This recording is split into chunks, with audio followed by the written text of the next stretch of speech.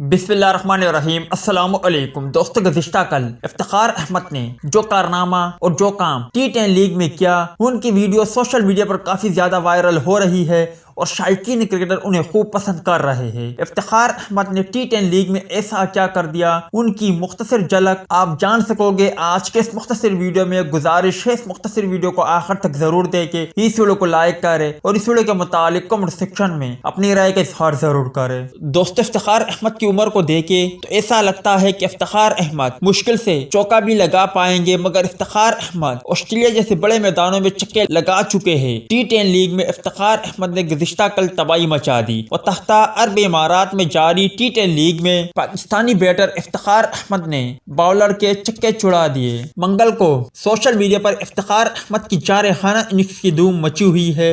शानदार इनिंग्स पर इफ्तिखार अहमद को मैच के बेहतरीन खिलाड़ी के अवार्ड से भी नवाजा गया, क्योंकि मंगल को अबूधाबी में खेले गए मैच में बंगला टाइगर की नुमाइंदगी करते हुए इफ्तिखार अहमद ने दिल्ली बुल्स के खिलाफ 30 गेंदों पर नाकाबिले शिकस्त 83 रन बनाए। उनकी इनिंग्स में 8 छक्के और 5 चौके शामिल थे। बंगला टाइगर ने मुकर्ररा 10 ओवर में 2 विकेटों के नुकसान पर 133 रन बनाए। जवाब में दिल्ली बुल्स की टीम 121 रन बना सकी।